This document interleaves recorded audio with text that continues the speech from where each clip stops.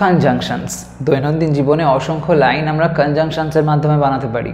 Conjunctions use না করলে লাইনগুলো তো বড় বড় করতেই পারি না। কনজাংশনসের ব্যবহার দৈনন্দিন জীবনে আমরা বিভিন্ন সিচুয়েশানে বিভিন্ন কারণের জন্য করে থাকি। এই যে কনজাংশনসের ব্যবহার হয় এ সম্পর্কে একটা কমপ্লিট আইডিয়া না থাকলে সমস্যায় পড়তে হয়। অনেক সময় আমরা যখন লেখালেখি করছি বা কথা বলছি এই কনজাংশনগুলোর সঠিক ব্যবহারগুলো বুঝে নেওয়াটা ভীষণভাবে দরকার। সেক্ষেত্রে লাইনগুলোকে সঠিকভাবে বানাতে আমরা পারি। তোমাদের মধ্যেই আমাকে বলেছিলে কনজাংশনের উপরে একটা সিরিজ স্টার্ট করতে, যেখানে ডিটেলসে সব কনজাংশন সম্পর্কে আমি যেন বোঝাতে পারি। তাই জন্য আজকে এই ভিডিওটা নিয়ে আসলাম। এখান থেকে কনজাংশনের উপরে আমি কয়েকটা ভিডিও করতে চলেছি, যার মাধ্যমে তোমরা বুঝতে পারবে কিভাবে কনজাংশনসগুলোকে আমরা অ্যাপ্লাই করতে পারি। আজকে কনজাংশনসের মধ্যে আমি যে কনজাংশনসগুলো নিয়ে আমি আলোচনা করতে চলেছি সেগুলো দেখো টাইম রিলেটেড বলে আমি হেডিং দিয়েছি। কনজাংশনসে আমরা যে এমন কিছু কনজাংশন দেখবো আর কি, যে কনজাংশনগুলো সময় সংক্রান্ত বিষয়ে ব্যবহার হয়। তো বিশেষ ধরনের এমন কিছু কনজাংশন যেগুলো যখনই আমরা লাইনে এরকম ধরনের সেন্স আনি যেখানে একটা টাইমের ম্যাটার বলা হচ্ছে, তখন সেক্ষেত্রে আমরা এই ধরনের কনজাংশনগুলো ইউজ করে থাকি। দেখো খুব গুরুত্বপূর্ণ ক্লাস হতে চলেছে, এর মাধ্যমে তোমরা একটা বেশ বলতে পারো দখল তৈরি করতে পারবে ইংলিশের উপরে। তো দেখো এখানে আমি যে লাইন্সগুলোকে প্রেজেন্ট করছি সেই লাইন্সগুলোর মধ্যে দিয়ে আমরা দেখব যে কনজাংশনসগুলো কীরকমভাবে কাজ করে। এবং এখানে অ্যাকচুয়ালি যে কটা লাইন আছে সব কটাই কিন্তু কমপ্লেক্স সেন্টেন্সের স্ট্রাকচার, সেই মতন আমরা লাইনগুলোকে করব, অর্থাৎ জটিল বাক্যের স্ট্রাকচার। অর্থাৎ এর মধ্যে আমরা এমন ধরনের অংশ দেখব যেখানে একটা সেন্টেন্সের একটা অংশ আরেকটার অংশের উপরে ডিপেন্ড করে থাকবে। একটা অংশ হবে পুরো ফ্রি অর্থাৎ ইন্ডিপেন্ডেন্ট অর্থাৎ প্রিন্সিপাল, আর একটা অংশ হবে ডিপেন্ডেন্ট মানে অন্যটার উপরে নির্ভর করে আছে। এরকমভাবে প্রথম লাইনটা লক্ষ্য করো, কি বলা হয়েছে, আমি যখন বাড়ি পৌঁছাবো তোমাকে ফোন করব। আমি যখন বাড়ি পৌঁছাবো তোমাকে ফোন করব। এখানে কনজাংশন কোনটা লক্ষ্য করো, বলা হয়েছে যখন। যখন সেন্সে আমরা ব্যবহার করি ওয়েন, যেটা একটা কনজাংশন হিসেবে কাজ করে। তো সেইটাই আমরা এখানে অ্যাপ্লাই করব। তো আমি তোমাকে ফোন করব এই কথাটা আগে লিখে নিই, আই উইল ফোন করব, আই উইল কল ইউ। আমি তোমাকে ফোন করব, কখন ফোন করব, যখন আমি বাড়ি পৌঁছাবো। when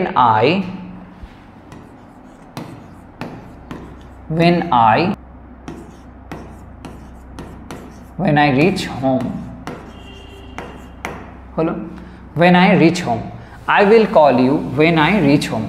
এই অংশটা আমরা ঘুরিয়েও লিখতে পারি, when I reach home, I will call you, এরকমভাবে বলতে পারি। সেক্ষেত্রে কমা দিতে হবে হোমের পরে। ওকে, খেয়াল রাখবে যখন এমন ধরনের স্ট্রাকচার করবে তখন এখানে যেমন ফিউচারের ব্যবহার করলাম, এক্ষেত্রে কিন্তু সিম্পল ফিউচার লেখার দরকার নেই। ওখানে তোমাকে V1 ফরম্যাটে লিখতে হবে, আই মিন সিম্পল প্রেজেন্ট টেন্সের ফরম্যাটে লিখতে হবে। তো I will call you when I reach home, I will call you when I reach home, এরকমভাবে বলতে হবে। পরেরটা দেখো, তাহলে এখানে আমরা অ্যাকচুয়ালি দেখতে পেলাম যে ওয়েন যেটা এখানে আসলো এটা কিন্তু অবশ্যই একটা টাইমকে বোঝাচ্ছে, সময়কাল বোঝাচ্ছে। তাহলে এটা হয়ে যাচ্ছে টাইম রিলেটেড একটা কনজাংশন। পরের লাইনটাও অ্যাকচুয়ালি এক্স্যাক্টলি সেরকম ধরনের সেন্সে, কিন্তু আমরা ডিফারেন্ট আরেকটা কনজাংশন ইউজ করব। যখন আমি রান্না করছিলাম সে পড়ছিল, যখন আমি রান্না করছিলাম সে পড়ছিল। তাহলে এই যে যখন আমি রান্না করছিলাম এই অংশটা, আরেকটা হচ্ছে সে পড়ছিল, এটা একটা অংশ। এই লাইনটার মধ্যে প্রথমে আছে দেখো যখন শব্দটা, এই সেন্সেও আমরা একটা শব্দকে ব্যবহার করতে পারি। সেটা কি, যখন অর্থে আমরা যেমন ওয়েন বলতে পারি তেমন ইউজ করতে পারি হোয়াইল। ওকে, হোয়াইল। তাহলে লাইনটা কীরকম হবে দেখো, যখন আমি রান্না করছিলাম, তো এখানে কন্টিনিউয়াসের ব্যবহার হবে, কন্টিনিউয়াস টেন্স অর্থাৎ পাস্ট কন্টিনিউয়াস টেন্স, রান্না করছিলাম। while I was cooking, while I was cooking,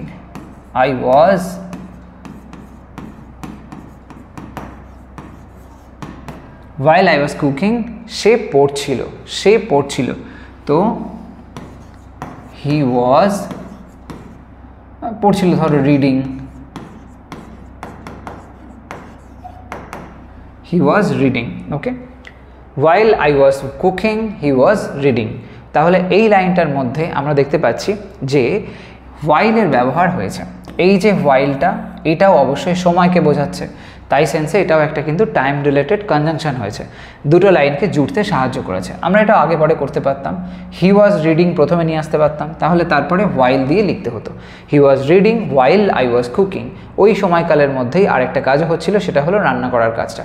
দুটো কাজ একই টাইমে কিন্তু হচ্ছিল, এরকম সেন্স বোঝাতে গেলে হোয়াইলটাই অ্যাপ্রোপ্রিয়েট। এখানে হোয়েনের থেকে হোয়াইলটাই বেশি যুক্তিপূর্ণ। হোয়েনটা প্রধানত একটা ঘটনা মানে শেষ হয়েছে তারপর আরেকটা কাজ চালু হয়েছে বা এরকম ধরনের পয়েন্টকে বোঝায়, অর্থাৎ একটা নির্দিষ্ট টাইমকে কিন্তু ফোকাস করে। আর হোয়াইল যখন এরকম ধরনের সেন্স আসে যেখানে দুটো ঘটনাই একই সাথে চলছে, সাইমালটেনিয়াসলি চলছে, তখন সেক্ষেত্রে কিন্তু হোয়াইলটা বেশি অ্যাপ্রোপ্রিয়েট হতে পারে। তো সেই সেন্স অনুযায়ী এখানে হোয়েন দিয়ে তুমি বলতে পারো, বাট সেটা কারেক্ট হবে না, হোয়াইলটাই কিন্তু বেশি কারেক্ট। পরেরটা, ঠান্ডা হওয়ার আগে তোমার খাবার শেষ করো। ঠান্ডা হওয়ার আগে তোমার খাবার শেষ করো, এই লাইনটার মধ্যে আমরা দেখব আরেকটা কনজাংশন কীরকম, যেটা টাইম রিলেটেড হবে। ঠান্ডা হওয়ার আগে বলা হয়েছে, অর্থাৎ একটা কাজকে আগে হতে হচ্ছে। তো সেই সেন্সে লাইনটা যদি আমরা এরকমভাবে লিখি যে তোমার খাবার শেষ করো, তো এটা দেখো যেভাবে বলা হয়েছে কাজটা, যে ইনস্ট্রাকশন দেওয়া হলো এটা করো, তো এটা আমরা অবশ্যই ইম্পারেটিভের ফরম্যাটে করতে পারি। তো প্রথমে আমরা এটা লিখে নেব, তোমার খাবার শেষ করো। ইম্পারেটিভ সেন্টেন্সে ফিনিশ ভার্ব দিয়ে শুরু করতে হয়। তোমার খাবার, ইয়োর, ফিনিশ ইয়োর, তোমার খাবার মানে বলতে পারি finish your food, finish your food. ঠান্ডা হওয়ার আগে, বিফোর, আগে সেন্সে বিফোর বলতে পারি ইট গেটস কোল্ড, এরকমভাবে বলতে পারি বিফোর ইট গেটস কোল্ড, ঠান্ডা হয়ে যাওয়ার আগে খাবার তুমি শেষ করো, এটা। তো এখানে বিফোর যেটা ব্যবহার হলো, আগে, সময় বোঝাচ্ছে, তাই না, একটা টাইমকে বোঝালো যে খাবারটা ঠান্ডা হয়ে যাওয়ার আগে তুমি খাবারটা শেষ করো, তার মানে একটা সময়কে বোঝাচ্ছে, এই সময়ের মধ্যে তুমি শেষ করো, টাইম রিলেটেড কিন্তু হয়ে গেল। পরেরটা দেখো, সিনেমা শেষ হওয়ার পর আমরা বাড়ি গিয়েছিলাম। সিনেমা শেষ হওয়ার পর আমরা বাড়ি গিয়েছিলাম। তো লাইনটা আমরা একইভাবে করতে পারি, আগেরটা যেমন বিফোর করলাম, এটা আমরা পর সেন্সে আফটার ব্যবহার করতে পারি। তাহলে লাইনটা আমরা লিখলে এরকমভাবে করতে হবে। তো আমরা বাড়ি গিয়েছিলাম, এটা আগে যদি লিখি, উই ওয়েন্ট হোম, কখন না সিনেমা শেষ হওয়ার পর, সিনেমা শেষ হওয়ার পর, তাহলে বলবো আফটার দ্য মুভি শেষ হওয়া মানে হচ্ছে এন্ড, এন্ড থেকে ended, after the movie ended হলো। We went home after the movie ended, তাহলে আফটার এখানে হয়েছে সেই কনজাংশনটা, যে কনজাংশনটা এখানে টাইম সেন্সটাকে হাইলাইট করছে, একটা সময়কাল, মুভিটা শেষ হলো সেইটার পরে আর কি। তো এখানে টাইমটা বোঝাচ্ছে। এই যে সবকটা লাইন এখন অবধি লিখেছি, দেখো সব লাইনের মধ্যে আমি প্রথমে বলেছিলাম কমপ্লেক্স সেন্টেন্স স্ট্রাকচার দেখব। কমপ্লেক্স সেন্টেন্সের স্ট্রাকচারই এখানে রয়েছে। কমপ্লেক্স সেন্টেন্সে একটা ক্লজ আর একটা ক্লজের উপরে ডিপেন্ড করে। তো এখানে একটা থাকে প্রিন্সিপাল ক্লজ, যে একেবারে ফ্রি, কারোর উপর ডিপেন্ড করে না, আরেকটা হচ্ছে পুরোপুরি ডিপেন্ড করে আছে। তো সেই সেন্সে এটা একটা সাবঅর্ডিনেট ক্লজের পার্ট হয়, তো মানে সাবঅর্ডিনেট ক্লজ হয়, ডিপেন্ডেন্ট ক্লজ হয়। তো এই সেন্স অনুযায়ী এখানে আমরা সেটাই দেখতে পাচ্ছি। এই যে হোয়েন আই রিচ হোম, এই অংশটা যেমন আই উইল কল ইউ এটার উপর নির্ভর করছে। হোয়াইল আই ওয়াজ কুকিং, এটা হি ওয়াজ রিডিংয়ের উপর নির্ভর করছে। তারপরে এই যে বিফোর ইট গেটস কোল্ড, এটা ফিনিশ ইয়োর ফুড, এটার উপর নির্ভর করছে। পরেরটাতে আফটার দ্য মুভি এন্ডেড, এটা উই ওয়েন্ট হোম, এটার উপরে নির্ভর করছে। এবার কোনটা কোন অংশের উপর নির্ভর করছে এটা বুঝতে গিয়ে অনেক সময় অসুবিধা তৈরি হয়, বোঝা যায় না যে মানে তোমরা যারা বুঝতে পারো না এই বিষয়টা নিয়ে, তাদের জন্য একটা জাস্ট ছোট্ট কথা বলে দিই, আশা করি এরপরে সেই সমস্যাটা আর হবে না। যে সেন্টেন্সের মধ্যে যে অংশটায় দেখবে যে জয়নারটা যুক্ত আছে যে ক্লজটার সাথে, যে ক্লজটার হয়তো বলতে পারো ক্লজের শুরুতে, অর্থাৎ মানে যে ক্লজটার একেবারে বাঁ দিকে লিঙ্কারটা থাকছে, সেই সেন্সটা অর্থাৎ সেই পার্টিকুলার ক্লজটা হচ্ছে কিন্তু ডিপেন্ড করছে। অর্থাৎ তুমি যদি শুধু ওই অংশটুকু বলো ওর মিনিং থাকবে না, বাকি অংশটা তুমি বললে হয়তো মিনিং থাকবে, তুমি একটা ফুল স্টপ বসাতে পারো, কিন্তু পার্টিকুলারলি ওই পার্টটা যদি বলো ফুল স্টপ তুমি দিতে পারবে না। কেমনভাবে দেখো, এক্সাম্পল দিয়ে বোঝাচ্ছি। এই যে লাস্টের যে লাইনটা আফটার দ্য মুভি এন্ডেড, এটাকেই চলো বোঝাই। আফটার দ্য মুভি এন্ডেডে আফটারটা হলো, আমি বললাম এটা একটা কনজাংশন, তাই তো? তাহলে আফটার দ্য মুভি এন্ডেড, এই যে টোটাল পার্টটা, এই দ্য মুভি এন্ডেডের বাঁ দিকে কী আছে? আফটার কথাটা আছে। এই যে বাঁ দিকে থাকলো আফটার, তারপরে বসলো দ্য মুভি এন্ডেড, এই টোটাল যে পার্টটা পেলাম, আমি কি শুধু এটুকু লিখে ফুল স্টপ দিতে পারি? আফটার দ্য মুভি এন্ডেড একটা ইনকমপ্লিট সেন্স লাগছে না? মানে কেমন যেন কিসের পর, আফটার বলতে কিসের পর আমরা বুঝতে পারছি না। তো আফটার দ্য মুভি এন্ডেড লিখে শুধু ফুল স্টপ দিলে হবে না, আগে কিছু থাকতে হবে, কিছু তো একটা পয়েন্ট হতে হবে। তো সেটা কিন্তু এখানে বলা হয়নি। যদি সেরকম করি তাহলে ইনকমপ্লিট হচ্ছে, তাহলে সেন্টেন্স কারেক্ট হলো না। কিন্তু যদি আমি শুধুমাত্র এই পার্টটুকু বলতাম, we went home, full stop দিতে পারতাম, অসুবিধা নেই, উই ওয়েন্ট হোম বলতেই পারি এরকম কথা। কিন্তু আফটার দ্য মুভি এন্ডেড শুধু এইটুকু কথা বলবো, প্রথমে এই অংশটা থাকবে না, তা হতে পারে না। তাহলে এই অংশটা ডিপেন্ড করছে কার উপরে? প্রথমের এই অংশটার উপরে। তাহলে প্রথমের এই অংশটা উই ওয়েন্ট হোম, এটা হলো প্রিন্সিপাল ক্লজ। এ ফ্রি, এ কারোর উপর ডিপেন্ড করে না, ইন্ডিপেন্ডেন্ট। অন্যদিকে আফটার দ্য মুভি এন্ডেড এটা ডিপেন্ড করছে যেহেতু, তাই জন্য এই হলো ডিপেন্ডেন্ট ক্লজ। এই বিষয়টাই আমরা লক্ষ্য করি কমপ্লেক্স সেন্টেন্সে, আর এই লিঙ্কারগুলো কমপ্লেক্স সেন্টেন্স সেই জন্য করছে। পরেরটা দেখো, আমি ফিরে আসা পর্যন্ত এখানে অপেক্ষা করো। এই যে পর্যন্ত সেন্সটা আসছে না, এই পর্যন্ত অর্থ অনুযায়ী আমরা যে ধরনের আর কি কনজাংশনগুলো ব্যবহার করে থাকি, তার উপরে রিসেন্টলি আমি একটা ভিডিও করেছি, সেটা হলো টিল এবং আনটিল। এই টিল আনটিল কনসেপ্ট যেটা, সেইটা রিলেটেড থিওরি থেকে আমরা যদি এটা লিখি কেমন হবে। বাই দ্য ওয়ে, তোমরা যদি সেটা না দেখে থাকো কমেন্ট সেকশানে চেক করে নিও, আমি সেখানে পিন করে রেখেছি টিল এবং আনটিল রিলেটেড ভিডিও, এবং ডেসক্রিপশন বক্সেও পেয়ে যাবে। যাই হোক, আমি ফিরে আসা পর্যন্ত এখানে অপেক্ষা করো, তাহলে লাইনটা এরকমভাবে বলতে হবে। এখানে যেভাবে বলা হলো এখানে অপেক্ষা করো, মানে এটাও কিন্তু ইনস্ট্রাকশন দেওয়া হয়েছে এই থার্ড লাইনটার মতন, অর্থাৎ আমাকে ইম্পারেটিভ সেন্সে লিখতে হবে লাইনটা। তো প্রথমে আমি অপেক্ষা করো সেন্সে লিখবো ওয়েট, ওয়েট হিয়ার, এখানে অপেক্ষা করো কতক্ষণ পর্যন্ত? যতক্ষণ না আমি ফিরে আসি, এই সেন্সটা। তো সেই অর্থে ওয়েট হিয়ার আনটিল আমি ফিরে আসি, I return. Wait here until I return, আমি ফিরে না আসা পর্যন্ত এখানে অপেক্ষা করো। তাহলে এখানে আনটিল হলো আরেকটা কনজাংশন, এটাও কিন্তু সময় বোঝাচ্ছে, কারণ আমার ফিরে না আসা পর্যন্ত যে সময়কালটা, ওই সময়কাল পর্যন্ত তুমি এখানে অপেক্ষা করো, তাহলে টাইম রিলেটেড কনজাংশন হলো, এবং এটাও অবশ্যই কমপ্লেক্স সেন্টেন্স হচ্ছে। আর এখানে আনটিলের পরিবর্তে যদি আমি টিল ইউজ করি তাও হবে, wait here till I return, একই, আনটিল টিল দুটোই ব্যবহার হয়।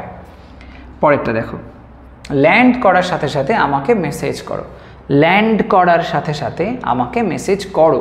তো এই সেন্সে এখানেও দেখো আমাকে মেসেজ করো, তো ইম্পারেটিভ সেন্টেন্স রেখেছি আমি, ইম্পারেটিভের ব্যবহার করেছি যাতে করে সহজে তোমরা বুঝে নিতে পারো, তেমন কোনো কমপ্লেক্স সিচুয়েশন ক্রিয়েট না হয়। কমপ্লেক্স সেন্টেন্স করতে গিয়ে কমপ্লেক্স হয়ে গেলে ব্যাপারটা আরও কিন্তু জটিলতাটা অনেকটা বেড়ে যায়। তো সেই জন্য সাধারণভাবে কিছু অতি সাধারণ লাইনের মধ্যে দিয়ে জিনিসটাকে বোঝাচ্ছি। তো ল্যান্ড করার সাথে সাথে আমাকে মেসেজ করো, তো প্রথমে লিখব যে মেসেজ আমাকে মেসেজ করো, মেসেজ মি, সাথে সাথে কি বলবো? As soon as, message me as soon as, as soon as কি? ল্যান্ড করার সাথে সাথে, তুমি ল্যান্ড করো, অ্যাজ সুন অ্যাজ মানে লাইক ধরো ফ্লাইটে আছে, তো ইউ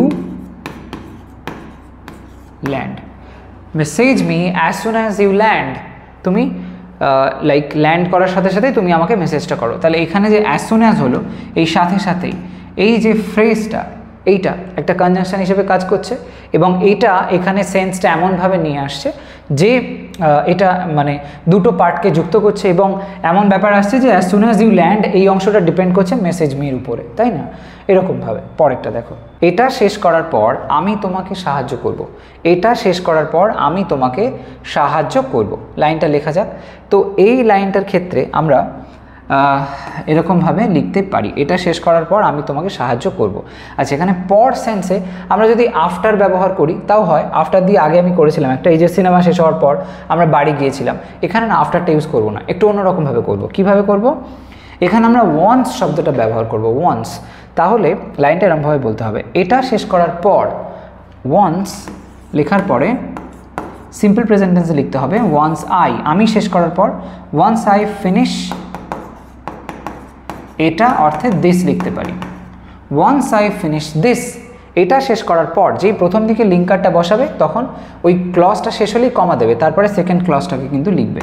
প্রথম ক্লজটা আমি এখানে লিখে দিলাম, once I finish this, comma দিলাম, আমি তোমাকে সাহায্য করব, করিনি এখনও, করব, সিম্পল ফিউচার, তাহলে I will help you, I will help you হলো I will help you once I finish this I will help you তাহলে এখানে আসলো once এটাও কিন্তু একটা কনজাংশন হিসেবে কাজ করছে once I finish this যেই আমি এটা শেষ করছি I will help you আমি তোমায় সাহায্য করছি তাহলে এখানে এটাও কিন্তু একটা সময় বোঝাচ্ছে টাইম বোঝাচ্ছে আমার শেষ করার পরেই তোমায় কিন্তু সাহায্য করব তাহলে এখানে পর মানে টাইম একটা নির্দিষ্ট কাজের পর সেন্স বোঝাতে গিয়ে once এর ব্যবহার হলো তাহলে এটাও কিন্তু টাইমকে পয়েন্ট করলো পরেরটা সে চলে যাওয়ার পর থেকে আমি তাকে দেখিনি সে চলে যাওয়ার পর থেকে আমি তাকে দেখিনি তো এই লাইনটা শেষে কি আছে আমি তাকে দেখিনি তো এখানে প্রেজেন্ট পারফেক্ট টেন্স আছে সেই মতন লাইনটা লেখা যাক আমি তাকে দেখিনি I haven't তাকে দেখিনি মানে haven't seen him I haven't seen him লেখার পরে একটা এখানে কমা আচ্ছা কমা দিতে হবে না যেহেতু মাঝখানে অ্যাকচুয়ালি আমরা কনজাংশন ব্যবহার করছি I haven't seen him সে চলে যাওয়ার পর এখানেও পর সেন্সটা আছে বাট এখানেও আমরা ডিফারেন্ট কিছু ইউজ করব কি করব সিন্স ব্যবহার করে ওটা বলতে পারি I haven't seen him মানে সেই সময়ের পর থেকে আর আমি তাকে দেখিনি তো I haven't seen him